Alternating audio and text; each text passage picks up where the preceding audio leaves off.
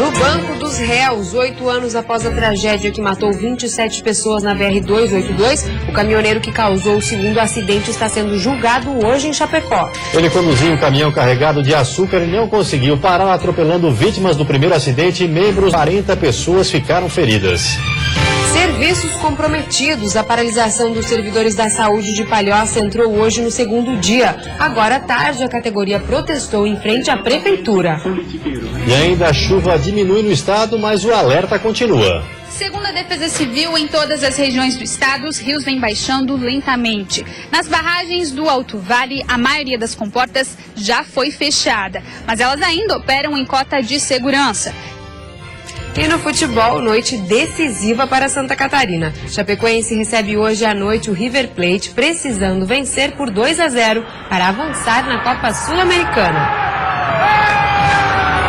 Já pela Série B, Criciúma perde para o Santa Cruz e se complica ainda mais na competição. O Band Cidade desta quarta-feira já está no ar.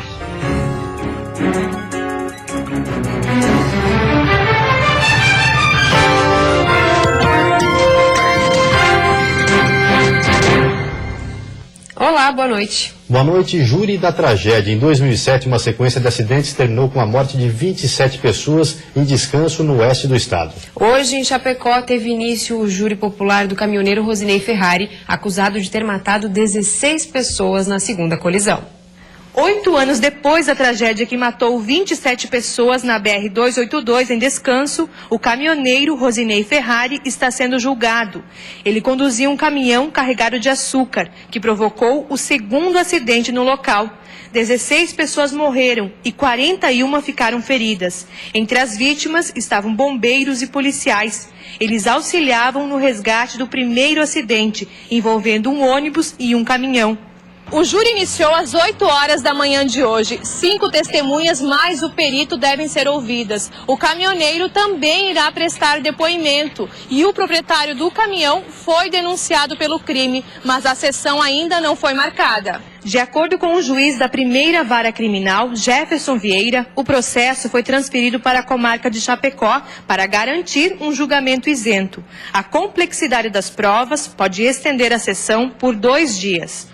Há essa possibilidade, efetivamente, nós já reservamos hotel, inclusive, para um eventual alojamento dos jurados, mas também não se pode descartar a possibilidade de que o julgamento se finde nesta madrugada. Como eu disse, dependendo do tempo que as partes usarem nos debates. A ação penal aponta que o veículo tinha apenas 20% dos freios. O excesso de peso do caminhão também é causa do acidente. De acordo com o laudo, o motorista não conseguiu parar na pista, seguindo em alta velocidade pelo sentido contrário. Seu Irineu perdeu o filho que era policial. Ele espera a justiça. Espero que vai ser um júri que vão condenar de uma vez, né? Então vai depender muito da solução que os jurados queiram adotar ao caso. No sul do estado, muitos cemitérios não possuem sequer licença ambiental. Além disso, em Tubarão, flagramos um túmulo sendo usado como depósito de lixo. O maior cemitério de Tubarão é também o mais problemático. São pelo menos 2.000 túmulos e não há sequer um registro de quantas pessoas já foram sepultadas no local. Algumas datas nas lápides são ainda do século XIX, além de uma imensa quantidade de sepulturas abandonadas. Os dias de chuva preocupam as autoridades, já que alguns túmulos sofrem com infiltrações e, inclusive, já foram encontrados tomados pela água. Hoje, nossa equipe registrou mais um problema sério: um túmulo aberto e sendo usado como depósito de lixo. A manutenção do local já foi alvo de 2 inquéritos, né? E agora, com as imagens trazidas pela Bandeirantes, nós vamos estar estudando a possibilidade de juntar no inquérito que tramita, né? Uma vez que os sepulcros estão abertos e, infelizmente, né, ao invés de se colocarem corpos, estão sendo colocados resíduos, né, lixo, nos sepulcros. O que, além de caracterizar um desrespeito, né, com as pessoas que ali foram enterradas, né, demonstra uma péssima condição de manutenção. O Ministério Público Estadual já instaurou há algum tempo um inquérito para apurar a situação dos cemitérios da região, já que a maioria não possui licença ambiental. O caso do Municipal de Tubarão é o mais preocupante. Diversos pontos dificultam o licenciamento ambiental do cemitério municipal de Tubarão. O principal deles é a distância dos túmulos para os muros, que hoje praticamente não existe e deveria ser de pelo menos 5 metros. Para o delegado responsável pelos crimes ambientais da região, existiria apenas uma solução para o local. Não é retirar o que está, os corpos que lá estão, mas sim não permitir novos enterros em virtude do local não estar licenciado. E pelo que nós temos de informação, os estudos para licenciamento apontam a impossibilidade de adequação do cemitério. Mostramos as imagens do túmulo aberto que estava sendo utilizado como lixeira ao responsável pelos cemitérios municipais de Tubarão. Essa eu estou descobrindo agora. Cada dia a gente descobre uma coisa nova naquele cemitério. E toda vez que a gente encontra um problema dessa natureza, nós temos de resolver. Com toda certeza, esse lixo que está ali vai ser recolhido. Identificando a família, a gente pediria para eles poderem restaurar aquele jazigo que pelo visto está abandonado. Se tiver abandonado mesmo, nós mesmos de repente vamos fechar para evitar que coloque novos materiais ali no local. Já sobre uma possível interdição do espaço, a situação é mais complicada. O município não possui hoje nenhum outro local para atender a demanda da região. Hoje, se eu fechasse o cemitério municipal, teria problemas sérios. Eu não teria infraestrutura suficiente aqui no cemitério Horto da Saudade de absorver, né, a demanda do cemitério central. Mas estamos trabalhando, pensando nisso, porque entendemos que essa solução não deve demorar muito. O inquérito do Ministério Público segue tramitando e os sepultamentos, por enquanto, também continuarão sendo realizados, mesmo sem a licença ambiental.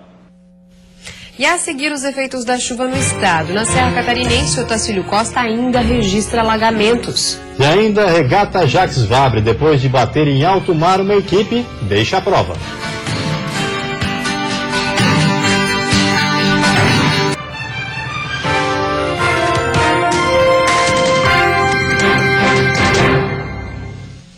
Na Serra Catarinense, o Otacílio Costa vem enfrentando uma situação complicada. Desde quinta-feira, os alagamentos ainda são realidade no município. O rio está baixando muito lentamente. Por enquanto, ninguém pode voltar para casa. Desde quinta-feira, a situação em Otacílio Costa é praticamente a mesma. De domingo até hoje, o rio Canoas, que passa pela cidade, baixou de 9,22 centímetros para 9,1 centímetros. Ou seja, o nível do rio está baixando 1 centímetro por hora. Para restabelecer a normalidade, o rio tem que chegar a 7,50 metros, ou seja, ainda restam 1,50 metro para baixar. Uma situação que, segundo a Defesa Civil, também se repete em outra cidade da Serra, Correia Pinto, que continua com alguns bairros alagados. Temos 2 municípios ainda alagados aqui em nossa região. O município de Correia Pinto, com 40 famílias desalojadas, o município de Otacílio Costa com 50 famílias desalojadas e 2 famílias desabrigadas. A previsão é que, se não chover muito nos próximos dias, até semana que vem a situação nessas cidades esteja normalizada. Em outros municípios catarinenses, a água já baixou e aos poucos as pessoas retomam a rotina. Segundo a Defesa Civil, em todas as regiões do estado, os rios vêm baixando lentamente. Nas barragens do Alto Vale, a maioria das comportas já foi fechada, mas elas ainda operam em cota de segurança. E a Defesa Civil continua em alerta, já que há previsão de mais chuva para o final de semana. E a intenção é que até lá, boa parte dessa água das barragens já tenha escoado, para que, se porventura chover, as enchentes não atinjam novamente as cidades catarinenses. No total, 98 municípios foram atingidos pelas chuvas. Desde setembro, as cidades do estado ultrapassaram a média de chuva. Em algumas regiões, choveu o previsto para 3 meses. E a força das águas vai deixar grandes prejuízos para o comércio, a agricultura e poder público. Em Rio do Oeste, por exemplo, no Alto Vale, a prefeitura calcula só no poder público um rombo de R$500 milhão em função das cheias. São situações diferentes. Por exemplo, agora, situação humanitária. Depois começa a se limpar a cidade e arrumar as estradas. E depois ver o que aconteceu nesses 20 e poucos dias, que a economia praticamente parou. Então o município vai sentir daqui a pouco isso também. As condições do tempo nesta quinta-feira não devem mudar muito no estado em relação a hoje. O dia será de nuvens com período de melhoria e aberturas de sol. A chuva continua, mas com menos intensidade em todas as regiões. As temperaturas continuam elevadas, com máxima marcando 29 graus no oeste. No litoral norte, Vale do Itajaí e Grande Florianópolis, máximas entre 20 e 21. No Planalto Norte e Litoral Sul, a máxima registra 23. E na Serra Catarinense, mínima de 12 e máxima de 20 graus. A regata francesa, com chegada em Itajaí, já tem barcos desistentes. Um deles bateu em um container em alto mar. A prova tem um total de 10 mil quilômetros e ainda aguarda muitas surpresas aos participantes. Já se passaram 2 dias desde o início da prova e os problemas começaram a aparecer. A primeira dupla desistiu da competição ainda na noite de segunda-feira, depois de pequenos problemas no desempenho do barco. O outro abandono do dia foi por causa de uma complicação no cabo, que prende o mastro da proa. A peça não foi reparada e a dupla desistiu. E ontem, depois de colidir em um container, uma terceira equipe não teve condições de prosseguir na regata.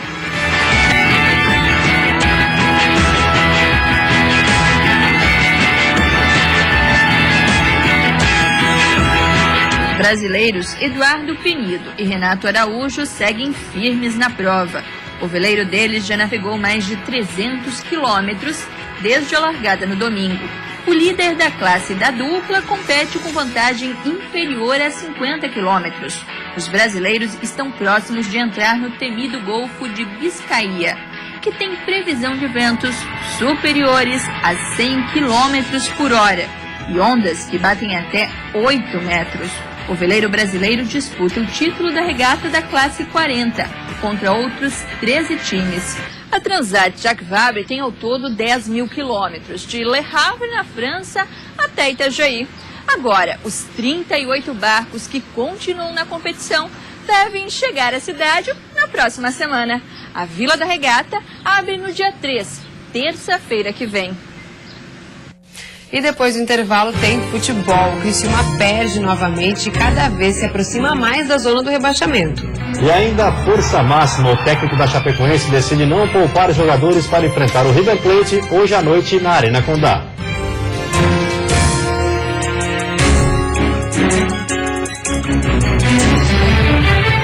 Futebol, o Criciúma está cada vez mais complicado na Série B do Campeonato Brasileiro. Ontem à noite o time perdeu novamente e agora o medo do rebaixamento começa a aumentar.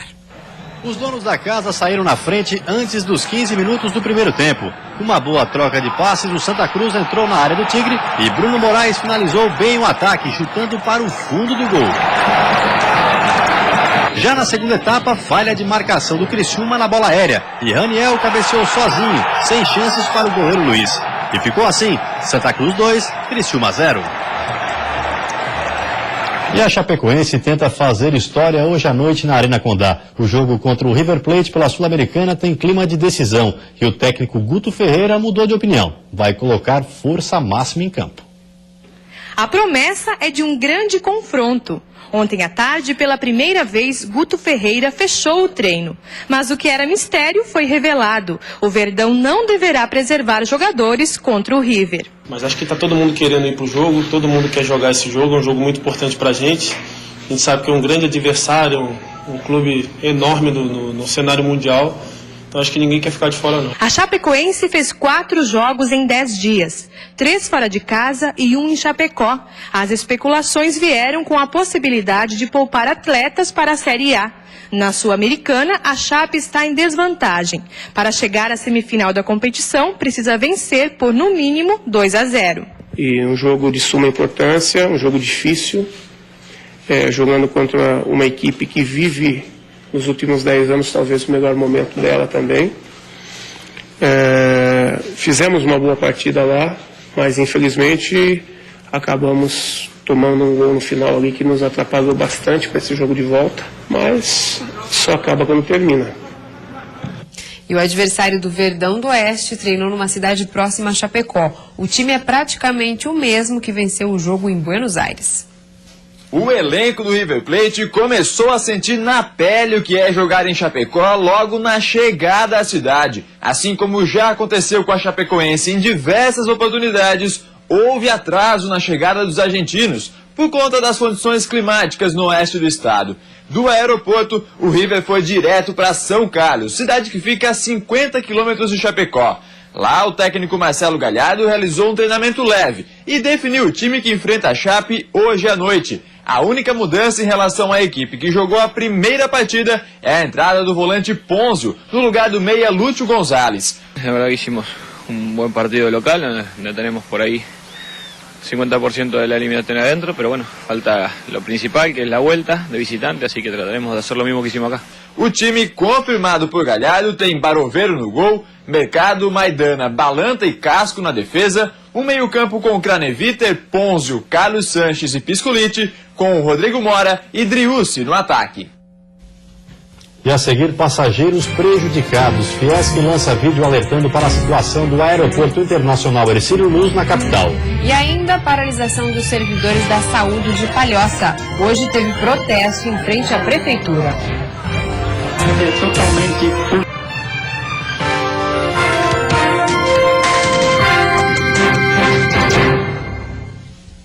A Federação das Indústrias de Santa Catarina lançou um vídeo onde retrata a situação do Aeroporto Internacional Hercílio Luz na capital. O material mostra a dificuldade enfrentada pelos usuários do terminal para chegar até as aeronaves. Cadeirantes e pais com crianças de colo sabem bem. Utilizar o aeroporto da capital em dias de chuva costuma ser mais difícil do que o normal. Os passageiros precisam se deslocar até as aeronaves em meio a poças d'água. E foi por causa desta situação enfrentada por quem utiliza o terminal que a Fiesc lançou um vídeo para pedir agilidade nas melhorias da infraestrutura do local. Para minha mãe, que é cadeirante, é um transtorno toda vez que ela vai voar, porque tem que subir aquela escadinha para chegar no avião. Até a gente chegar até o avião, a gente passa por um percurso que a gente pode se molhar, né? Eu acho difícil, porque até chegar lá a gente já está toda molhada. Acho que deveria ter um abrigo, uma coisa melhor para a gente, né? No vídeo, a Fiesc destaca a importância do aeroporto para o estado. Só no ano passado, 3,6 milhões de passageiros passaram pelo terminal. Mas essa movimentação já é superior à sua capacidade desde 2004. Dados revelam também que o aeroporto da capital está em terceiro lugar na lista dos terminais em situação crítica e que operam acima do limite. Na verdade, o aeroporto é para ser entregue em 2008. Quer dizer, foi postergado para 2012, 2014. E agora 2014, e agora nós não temos a mínima perspectiva. Nós não temos conhecimento de qual vai ser, qualquer previsão, pelo menos concreta, de quando essa obra vai ser entregue.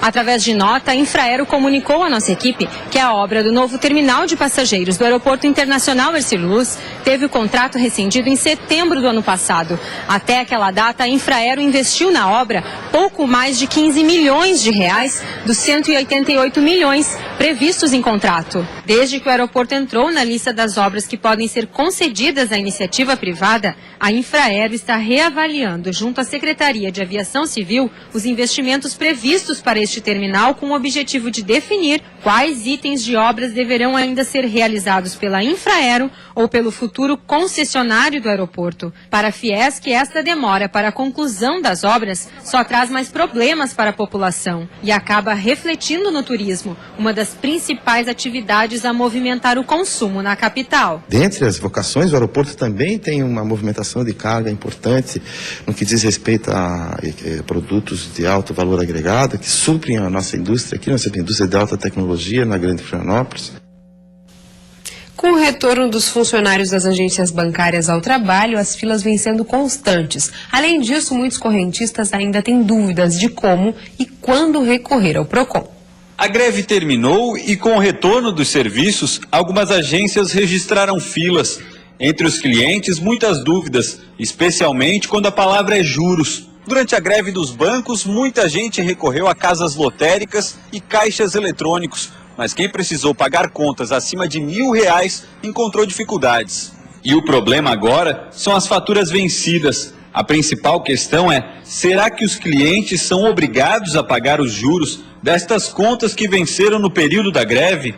Eu creio que deveria procurar algum meio, para ver se há como ressarcir esses juros a qual está sendo pago, Porque eu acho que deve ter. Tem sim, seu Valdemar. Quem se sentir prejudicado pela greve deve buscar o PROCON, mas vale lembrar que o consumidor tem que ter procurado a empresa que receberia o pagamento durante o período da paralisação e conseguir comprovar, mesmo que seja com o número de protocolo, como explica a coordenadora do PROCON em Tubarão. Se ele conseguiu comprovar que ele fez contato com a empresa e a empresa não disponibilizou outra maneira de pagamento, ele não pode ser penalizado, não pode vir agora pagar juros em virtude da greve. Uma outra questão que vinha sendo discutida é a suposta proibição na Caixa Econômica Federal da realização de pagamentos no caixa convencional de valores abaixo de R$ 700. O Ministério Público Federal e o próprio PROCON já se manifestaram contrários à determinação, que foi considerada discriminatória. O banco orienta que, sim, se caso a pessoa tiver facilidade de poder pagar no caixa eletrônico, seria em tese mais rápido, né? Mas assim, se negar, eles não podem se negar. E na Grande Florianópolis, os serviços de saúde estão prejudicados pela greve dos servidores municipais de Palhoça. Hoje teve protesto em frente à prefeitura. De acordo com o sindicato da categoria, 300 servidores municipais da saúde de Palhoça se reuniram em frente à prefeitura. Depois de um abraço simbólico ao redor do prédio, eles protestaram para serem recebidos pela administração. O grupo reclama da falta de negociação. Nos atendeu ontem, final da tarde, uma reunião cansativa e pouco produtiva, e ficou de nos atender hoje à tarde, aí vão para 4 horas da tarde e nada ainda. Para a Polícia Militar que acompanhou o ato, eram 70 os manifestantes. O secretário da Saúde não soube confirmar quando uma nova reunião vai acontecer, mas adiantou que a prestação dos serviços essenciais à população terá que ser mantida, já que, segundo ele, a maioria das 21 unidades de saúde do município está atendendo com apenas 30% das equipes. Alguma negociação, algum resultado do que está acontecendo, nós vamos ter que resolver nos próximos dias. Os profissionais da saúde entraram em greve nesta terça-feira porque são contrários ao decreto municipal que reduziu em 20% o valor das gratificações pagas aos servidores. Eles questionam como os cortes chegaram à área da saúde, mas não tiveram impacto em cargos comissionados e outros setores da administração pública. Esse corte atingiu somente funcionários efetivos, né? Então não existe motivação cortando salário. A prefeitura diz que diversas áreas foram afetadas e que a situação é emergencial para que o caixa do município não feche o ano no vermelho. Nós temos que adequar nossa situação financeira para estar cumprindo nossos compromissos no final do ano. Então, a maioria das prefeituras estão tomando algumas medidas com relação a isso. Com os cortes, a prefeitura espera uma economia de R$500 mil. A medida seria provisória e com duração de 3 meses. A greve, de acordo com a categoria, já tem 80% de adesão e não tem prazo para acabar. No total, Palhoça conta com quase 1.200 funcionários na saúde municipal. E vem aí o Jornal da Band. Uma ótima noite para você. Até amanhã. Boa noite. Até amanhã.